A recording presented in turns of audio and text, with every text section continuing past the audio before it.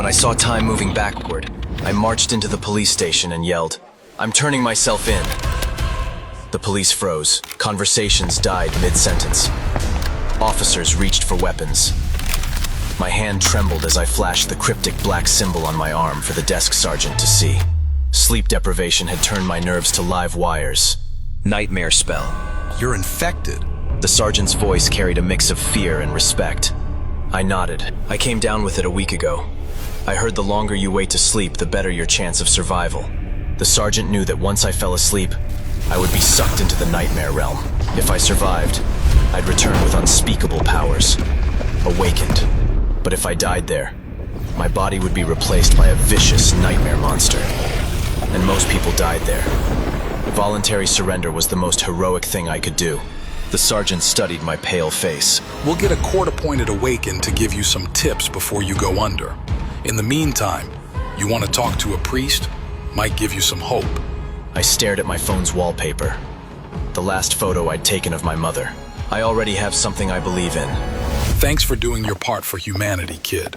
He threw me into the holding cell, and its door slammed shut behind me. Fresh meat. There were a dozen other men in the cell, but I immediately noticed one man, out cold, sleeping on a bench in the corner, another nightmare spell victim.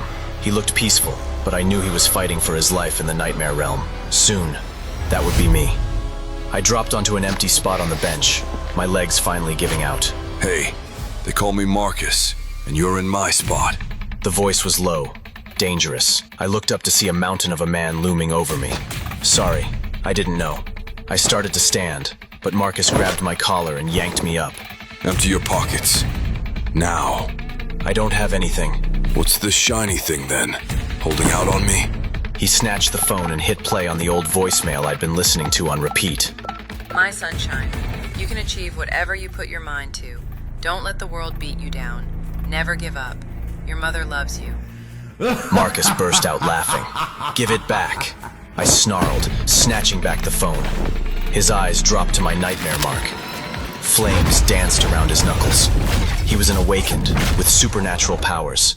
Oh, the little mama's boy thinks he can survive his trial and become awakened like me. You won't last 5 seconds in there. I edged away. My mother's last words echoed in my mind. Promise me, Sonny. Promise me you'll survive and come back more powerful. I know you. You don't realize how strong you are.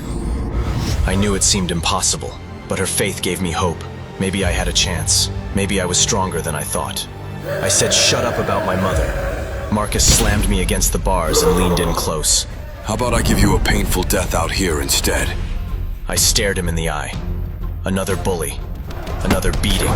Another reminder that I'd been kicked around my whole life. But I knew the nightmare realm gave me a sliver of a chance to gain power and finally stop being helpless. My eyes widened as Marcus's flaming fist pulled back, ready to strike.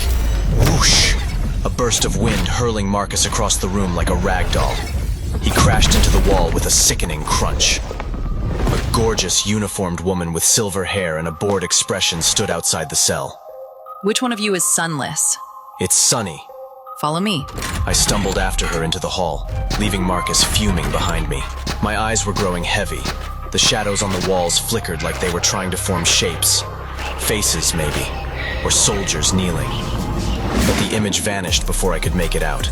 Master Jet walked me down the hall of the holding cells. I'm Master Jet, level 5 awakened. I'm here to prepare you for your trial. She gave me the side eye as I jogged in place, trying to stay awake. You close to going under, or do you just need to potty? What the hell is going on? I was just about to respond to her when I noticed the weirdest thing. The police station's walls began peeling back like paint. I watched in horror as the floor beneath me crumbled, revealing an abyss filled with churning shadows.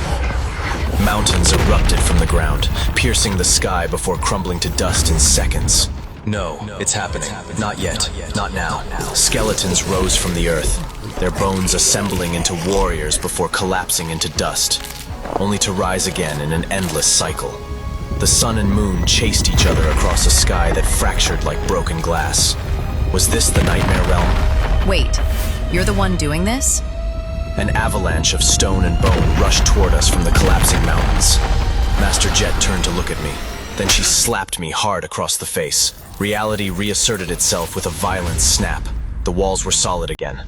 The floor was just concrete. For a second, I wasn't sure which world I was in. My vision shimmered. The shadows didn't leave. They just hid behind the corners, watching. You back with me? But she didn't look relieved. She looked like she'd seen a ghost. What the hell just happened? There's only one other person who ever warped reality like this. He tore a hole through the nightmare realm so big the real world bled into it. We still haven't closed it. What? Your affinity to the nightmare realm is strong. You're literally warping the dimensional fabric around you. What does that mean? Master Jet dragged me into an empty cell, her grip iron strong on my arm. Fear flickered behind her eyes. How long have you been fighting to stay awake? A week. Impossible.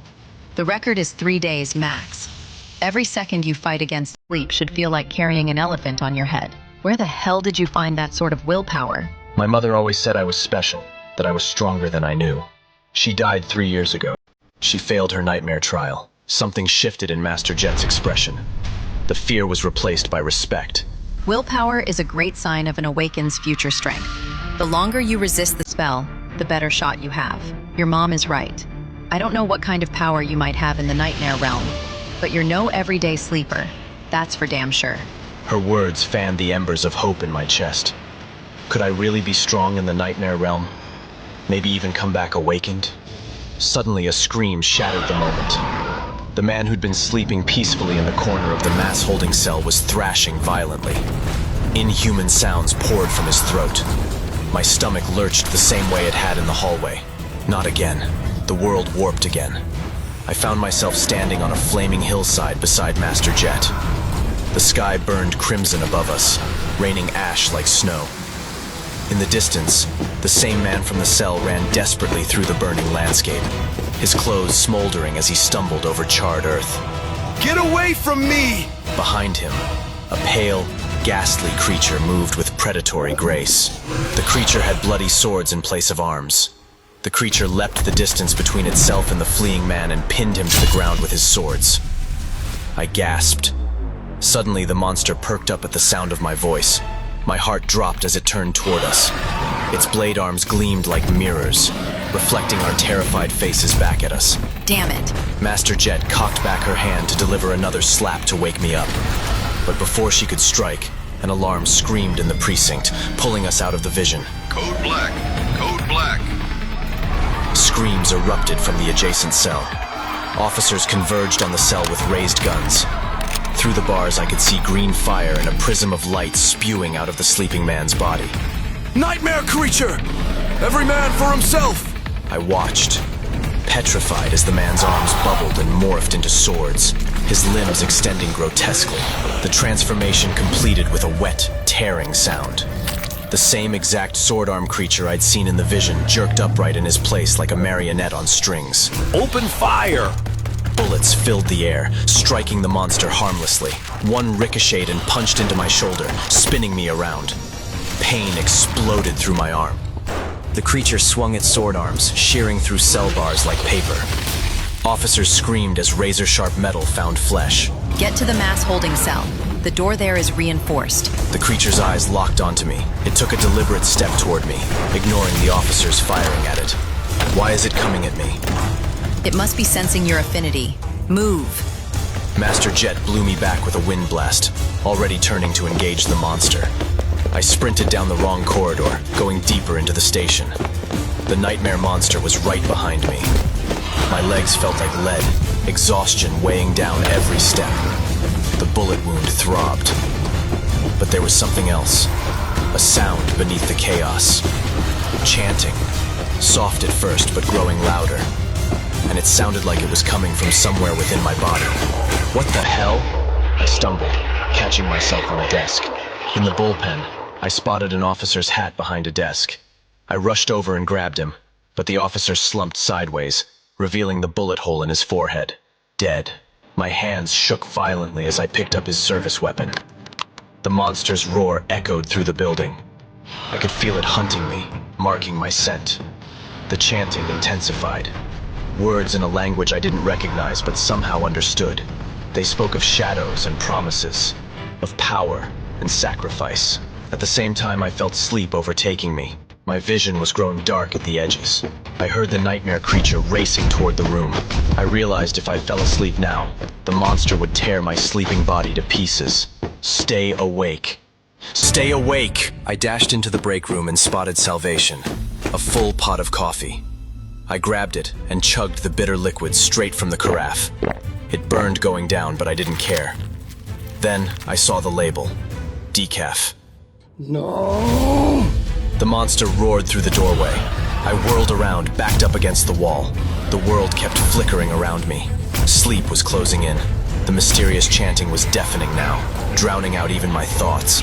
Just then, Master Jet came flying through the wall in an explosion of drywall. She groaned, struggling to her feet. She pushed me aside just as sword arms sliced through the air where my head had been. You won't survive in there if you die out here. Now run. That way. I dove through the hole in the wall, my body barely responding. Reality began to ripple around me. My vision was beginning to tunnel. Just a few more steps. The holding cells were right there. Salvation. All I had to do was lock myself in. I grabbed the bars, then I screamed with pain. My palms were red and blistering. The bars glowed red hot.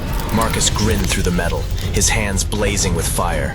He had used his powers to heat up the bars to stop me. Guess you won't die in the nightmare after all. But at least I get a front row seat. I was blacking out.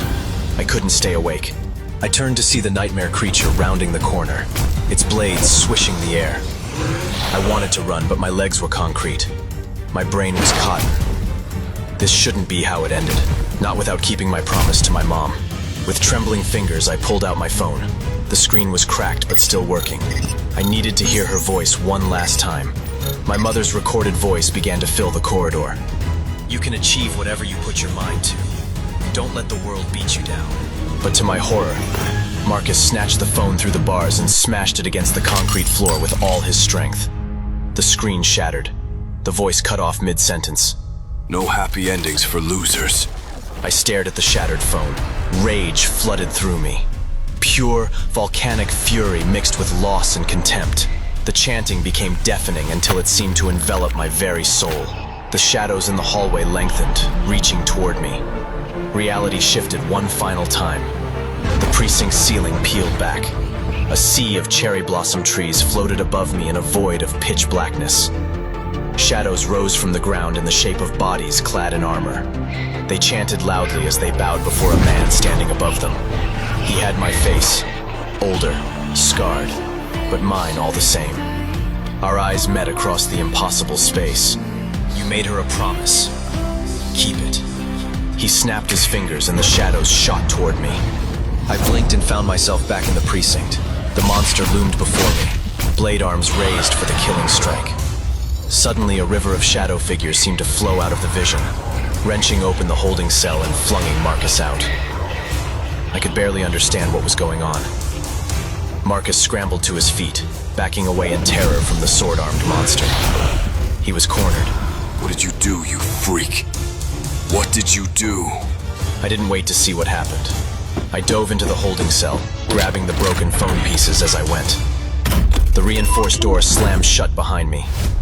I stood there in the darkness, trembling as the creature lunged at Marcus. I had manifested a shadow power while still human. Impossible, terrifying, exhilarating.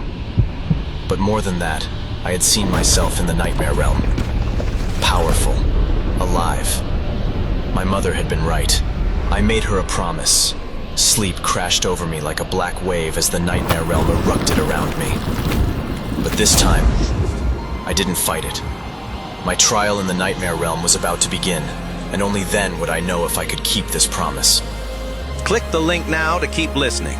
Everything is happening at once. Sonny collapsed into unconsciousness just as the nightmare creature's blades descended and the shadows erupted from within him, his mother's broken promise echoing in his mind. What'll happen next? Can he survive the mysterious nightmare trial that killed his own mother? Who was that scarred version of himself commanding an army of shadows? What terrible price will his newfound power demand? Find out in the next episode of Shadow Slave. Next time on Shadow Slave, experience Sonny's first terrifying moments in the nightmare realm as he fights for survival against impossible odds. Download the free Pocket FM app now at the link below and dive into this heart-pounding supernatural thriller for free. You won't want to miss what happens next.